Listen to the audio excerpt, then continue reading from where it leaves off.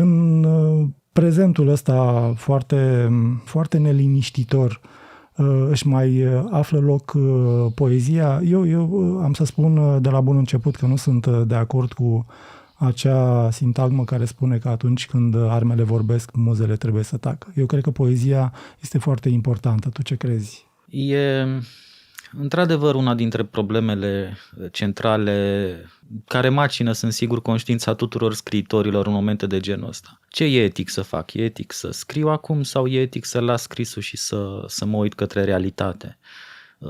Și întrebarea și mai dură e, am eu vreo competență în a diminua cantitatea de suferință din lume? Pentru că asta se întâmplă în momente de genul ăsta, mai ales în războaie, nu? Se mărește enorm cantitatea de suferință, vezi, mai ales acum în evul media în care trăim cu toții, vezi imagini ale suferinței îngrozitoare, imagini ale distrugerii și asta. Sigur că distrugerea era probabil la fel de crâncenă și în războaiele anterioare, dar imaginile ei erau mai absente din viața civilă, să spun așa. Militarii, cei de pe front, aveau acces la ea, dar civilii nu o vedeau direct și îmi aduc aminte acum un secol când, datorită progreselor medicinei, în primul război mondial s-au descoperit grupele de sânge, da. Nu? Un medic ceh le-a descoperit, transplanturile au început să funcționeze mai bine, au început să supraviețuiască oameni care aveau membre amputate și Europa s-a umplut deodată de oameni afectați de război fără membre, cu diverse infirmități și șocul în conștiința publică a fost enorm. Civilii care nu participau la o luptă începeau să înțeleagă cam ce înseamnă de fapt un război. Ei, acum vedem mult mai mult decât atât. Vedem în timp direct. Avem război în direct, practic. Avem războiul în direct și asta ne face pe toți să trăim ca cu sentimentul ăsta de apocalipsă generalizată. M-am întors de câteva zile din Statele Unite. Acolo toată lumea e la fel de îngrijorată de război și la fel de participă la el afectiv și cu toată ființa exact la fel ca aici. Într-un fel toată lumea are graniță cu Ucraina zilele astea. Da. Și Statele Unite, și Japonia, și noi, cei care chiar avem o graniță fizică cu Ucraina.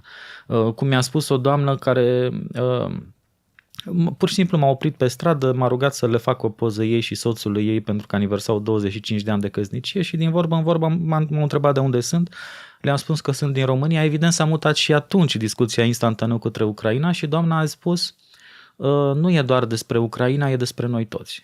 Asta e sentimentul pe care îl avem cu toții și atunci când vezi toate lucrurile astea, toată oroarea desfășurându-te sub ochii tăi, te întrebi la ce bun poezia ta, la ce bun poezia tuturor, de fapt la ce bun literatura tuturor.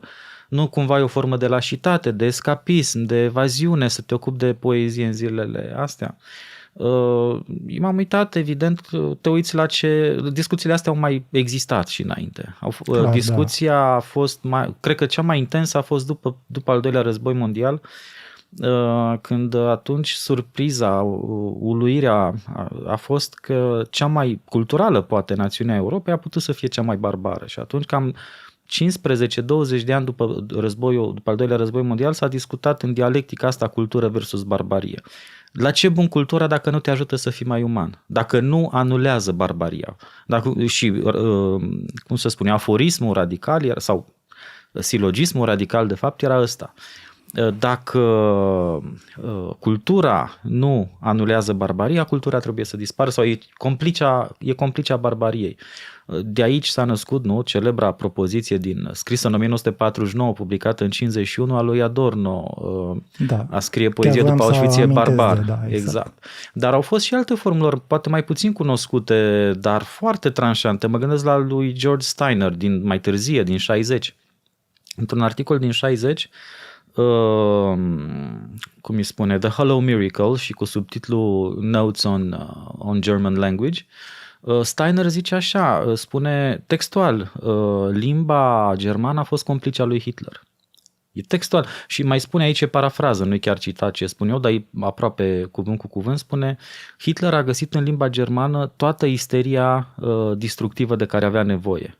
Și limba germană l-a ajutat să devină destructiv, iar limba germană, spune Steiner, e vinovată, nu mai este limba lui Goethe, zice el, nu mai e nici măcar limba lui Thomas Mann, Și nu, Steiner se îndoia atunci, în 60, că va mai reveni vreodată. De fapt, venea din această acuzație a complicității limbii și implicita literaturii cu distrugerea, venea exact din sentimentul ăsta că de vreme ce literatura nu a diminuat în mod direct barbaria, literatura e vinovată. Da, dar e o exagerare, după părerea mea, pentru că să ne amintim că s-au măcelărit francezii cu englezii, de exemplu, sute de ani. Deci războiul nu a ținut neapărat cont de apartenența la o limbă sau la o cultură. Sigur că e o exagerare, plus că s-au măcelărit deseori națiuni de aceeași limbă, să nu uităm că sunt națiuni care vorbesc limbi similare sau chiar identice și au avut războaie. Cum se întâmplă în Ucraina. Deci există populație rusă importantă care are de suferit de pe urma acestui război, de pe urma invaziei. Sigur că da, în Mariupol, dacă nu mă înșel, 45% din aproape jumătate populație sunt e rusofonă. Da. Da, sigur că e exagerare, silogismul anterior, cel cu complicitatea culturii la barbarie, dacă nu diminuează, și Adorno însuși a înțeles asta. În ultima lui carte publicată în timpul vieții, în Dialectica negativă, o carte din 66, își comentează singur propriul aforism ajuns ultra celebru și spune: am zis cândva, nu, că a scrie poezie după Auschwitz e barbar, dar m-am înșelat. Admite el, zice, poezia este dreptul omului, dreptul inalienabil, zice chiar Adorno, al omului de a țipa sub tortură. Ceea ce mi se pare foarte puternic și la fel de important ca și propoziția anterioară. Dar asta n-a mai ajuns celebră sau nu a ajuns celebră în gradul dinainte. Pentru că asta face poezia și a spus-o și Țelan, pe care îl citise Adorno între timp cu atenție și a ajuns să-l admire foarte tare pe Țelan. Și Țelan spune: poezia e ce rămâne din om după distrugere. Asta e dreptul moral al poeziei de a exista. Într-un fel, ea demonstrează că omul nu poate fi distrus. Poate fi ucis, dar nu poate fi distrus. Ceva din sau el rămâne. Lui, ceva din om rămâne în limbă. Oricât de vinovat ar putea fi limba, să zicem uneori, prin colaborare. Oricât de neputincioasă ar putea fi alteori literatura, poezia. Ea are dreptul moral de a exista, pentru că ea recuperează fragmentele din uman care rămân după distrugere. Dar în ce mă privește, ca să vin direct, să mă întorc la întrebarea ta despre Ucraina și ce trebuie să fac acum un scriitor. Eu cred că arta are două misiuni importante, nu? E odată să vorbească despre frumusețe și în al doilea rând să diminueze cantitatea de rău, dacă poate. Acum e momentul să diminuezi cantitatea de rău în cele mai concrete moduri în care poți. Adică mi se pare mai important acum să încerci să găzduiești refugiați, să ajuți cum poți, să donezi, să faci tot ce poți tu pentru a diminua cantitatea de rău, pentru că va veni și timpul în care să vorbești, să transformi poveștile astea ale ororii din jur în literatură, dar pentru asta asta se va întinde pe 10 de ani. Uite, acum apar încă romane extraordinar de puternice despre al doilea război mondial. Nu? Chiar și despre primul război. Chiar și despre primul, deci așa nu e. au fost uitate lucrurile. Exact. E un timp, avem decenii în față, secole în față, nu vom trăi noi secole dacă are dreptate Harari și vom avea organe nemuritoare transplantate în noi. Dar avem decenii în față, fiecare dintre noi, în care să spunem poveștile acestei orori și să încercăm să-i dăm un sens, nu că asta face literatura, încearcă să dea un sens unei suferințe care altfel e realmente inutilă. Dacă îi dai un sens, poate că e o speranță că omul va învăța ceva din fosta lui suferință. Deci este timp să transformăm oroarea în literatură. Dar acum este esențial, cum zic, să fim aproape de cei care suferă în mod concret, să fim aproape concret de cei care suferă concret.